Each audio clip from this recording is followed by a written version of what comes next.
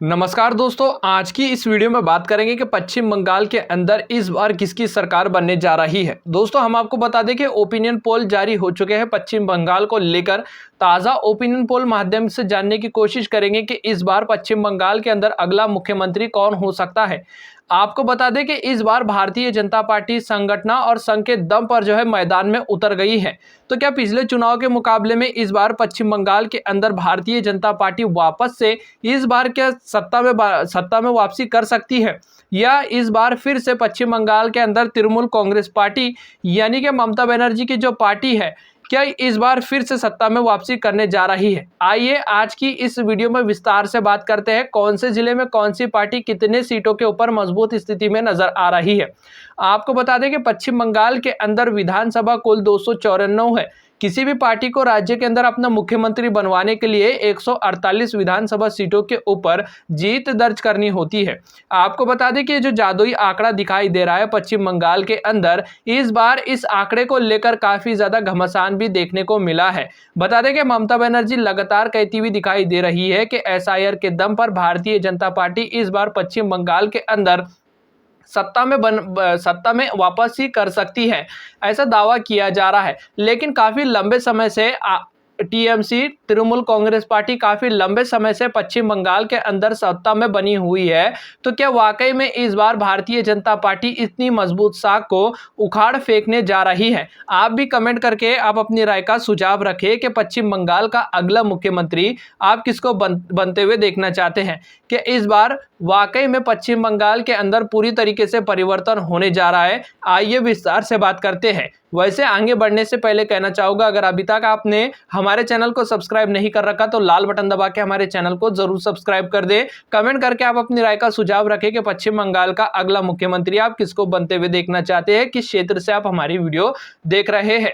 दोस्तों, सबसे पहले बात करते हैं उत्तर दिनाजपुर की 9 विधानसभा सीट पर। आपको बता दें कि इस क्षेत्र में भारतीय जनता पार्टी कुल 5 सीटों के ऊपर जीत हासिल करती हुई दिखाई दे सकती है। तो वहीं टीएमसी के खाते में 4 सीट जाने की संभावना, अन्य पार्टियों का खाता तक खुलता हुआ नजर नहीं आएगा। आपको बता दें कि इस क्षेत्र में भी कांग्रेस पार्टी को तगड़ा नुकसान झेलना पड़ सकता है। पिछले चुनाव के मुकाबले में इस बार कांग्रेस पार्टी को कुछ ही सीटों के ऊपर जीत हासिल करती हुई दिखाई दे सकती है। अगला क्षेत्र है पश्चिम बंगाल का दक्षिण दिनाजपुर। इस क्षेत्र में कुल 6 विधानसभा सीट आती है। आपको बता दें कि बीजेपी के खाते में 4 सीट जाने की संभावना है। टीएमसी कुल 2 सीटों के ऊपर जीत हासिल करती हुई दिखाई दे सकती है। अन्य पार्टियों का खाता तक खुलता हुआ नजर नहीं आएगा। इस क्षेत्र में भी भारतीय जनता पार्टी काफी ज्यादा मजबूत स्थिति में नजर आ रही है। इसी के साथ पश्चिम बंगाल का अगला जिला है मालदा। इस क्षेत्र में कुल 12 विधानसभा सीट आती है। आपको बता दें कि बीजेपी के खाते में कुल 3 सीट जाने की संभावना है। टीएमसी के खाते में 7 सीट जाती हुई दिखाई दे सकती है। वहीं बता दें कि कांग्रेस पार्टी 2 सीटों के ऊपर जीत हासिल करती हुई दिखाई देंगी। पश्चिम बंगाल के 294 विधानसभा सीटों के अंदर से लगभग 27 विधानसभा सीटों के ऊपर बात कर चुके हैं। नतीजों के ऊपर बात की जाए तो बीजेपी अब तक 12 सीटों के ऊपर जीत हासिल करती हुई दिखाई देगी। तो वहीं टीएमसी के खाते में 12 सीट जाती हुई नजर आ रही है। 27 सीटों में से अब तक दोनों पार्टियों के बीच में सीधी कांटे की टक्कर देखने को मिलने वाली है। तो वहीं कांग्रेस पार्टी के खाते में 2 सीट जाती हुई दिखाई दे रही है। इसी के साथ पश्चिम बंगाल का अगला जिला है नादिया। नादिया जिले की 17 विधानसभा सीट का सर्वे देखा जाए तो इस बार बीजेपी के खाते में 3 सीट जाने की संभावना है। बता दें कि टीएमसी के खाते में 14 सीट जाती हुई नजर आ रही है। इस क्षेत्र में भारतीय जनता पार्टी 3 सीटों के ऊपर ही जीत हासिल करती हुई दिखाई दे सकती है। अगर आप इस जिले से हमारी वीडियो देख रहे हो तो हमें कमेंट करके आप अपनी राय का सुझाव रखें। आपको बता दें कि कांग्रेस पार्टी के खाता तक खुलता हुआ नजर नहीं आएगा। पश्चिम बंगाल के 294 विधानसभा सीटों के अंदर से 44 विधानसभा सीटों के ऊपर बात कर चुके हैं। अब तक बीजेपी के खाते में 15 सीट जा रही है। तो ममता बनर्जी की पार्टी के खाते में 27 सीट जाती हुई दिखाई दे रही है। कांग्रेस पार्टी के खाते में 2 सीट जाती हुई नजर आ रही है। इसी के साथ पश्चिम बंगाल का अगला जिला है कोलकाता। कोलकाता के अंदर कुल 11 विधानसभा सीट आती है। ताजा सर्वे के मुताबिक निगाह डाले तो इस बार बीजेपी के खाते में 1 सीट जाने की संभावना जताई गई है। कांग्रेस पार्टी के खाते में 10 सीट जाती हुई दिखाई दे सकती है। टीएमसी के खाते में 10 सीट जाती हुई दिखाई दे सकती है। कांग्रेस पार्टी और अन्य पार्टियों का खाता तक खुलता हुआ नजर नहीं आएगा। इस क्षेत्र में भी कांग्रेस पार्टी को तगड़ा नुकसान झेलना पड़ सकता है। तो वहीं इस क्षेत्र में टीएमसी काफी ज्यादा मजबूत स्थिति में नजर आ रही है। इसी के साथ पश्चिम बंगाल का अगला जिला है जलपाईगुड़ी। जलपाईगुड़ी की कुल 7 विधानसभा सीट का सर्वे देखा जाए तो बीजेपी 5 सीटों के ऊपर जीत हासिल करेंगी। टीएमसी के खाते में 2 सीट जाने की संभावना है। कांग्रेस पार्टी का खाता तक खुलता हुआ नजर नहीं आएगा। जलपाईगुड़ी क्षेत्र के अंदर भी इस बार टीएमसी को तगड़ा नुकसान झेलने की संभावना जताई गई है। आपको बता दें कि पश्चिम बंगाल के 294 विधानसभा सीटों के अंदर से 62 विधानसभा सीटों के ऊपर बात कर चुके हैं और अब तक जो है बीजेपी के खाते में 21 सीट जा रही है। टीएमसी की बात करें तो टीएमसी के खाते में 39 सीट जाती हुई नजर आ रही है। कांग्रेस पार्टी के खाते में मात्र अभी 2 ही सीट जाती हुई दिखाई दे रही है। पश्चिम बंगाल के अगले जिले की तरफ निगाह डाले तो पश्चिम बंगाल का अगला जिला है अलीपुरद्वार। इस क्षेत्र में कुल 5 विधानसभा सीट आती है। आपको बता दें कि टीएमसी के खाते में 1 सीट जाती हुई दिखाई दे रही है। बीजेपी के खाते में 4 सीट जाने की संभावना, अन्य पार्टियों का खाता तक खुलता हुआ नजर नहीं आएगा। कांग्रेस पार्टी को भी इस क्षेत्र में तगड़ा नुकसान झेलना पड़ सकता है। इसी के साथ अगला क्षेत्र है पश्चिम बंगाल का बांकुरा। इस क्षेत्र में कुल 12 विधानसभा सीट आती है। आपको बता दें कि बीजेपी के खाते में 4 सीट जाने की संभावना है।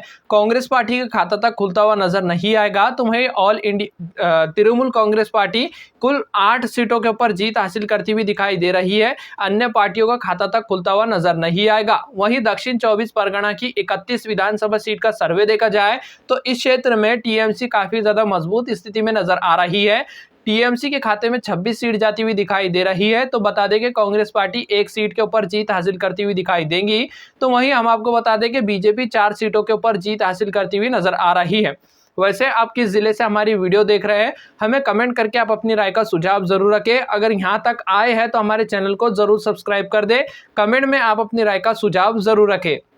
आपको बता दें कि पश्चिम बंगाल की 294 विधानसभा सीटों के अंदर से 110 विधानसभा सीटों के ऊपर बात कर चुके हैं। अब तक बीजेपी के खाते में 33 सीट जा रही है। टीएमसी के खाते में 74 सीट जाती हुई दिखाई दे रही है। कांग्रेस पार्टी के खाते में 3 सीट जाने की संभावना है।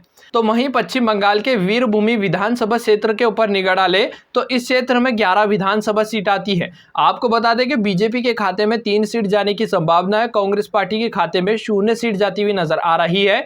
टीएमसी के खाते में 8 सीट जाती हुई दिखाई दे सकती है।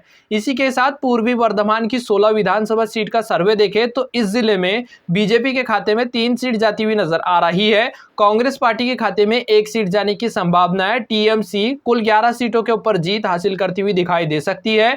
आपको बता दें कि पूर्वी वर्धमान के अंदर भारतीय जनता पार्टी 3 सीटों के ऊपर जीत हासिल करेंगी। तो दूसरी तरफ टीएमसी काफी ज्यादा मजबूत स्थिति में नजर आ रही है। ग्राउंड रिपोर्ट की बात करें तो इस क्षेत्र में टीएमसी मजबूत स्थिति में नजर आ रही है। अगर आप इस क्षेत्र से हमारी वीडियो देख रहे हैं तो हमें कमेंट करके आप अपनी राय का सुझाव जरूर रखें।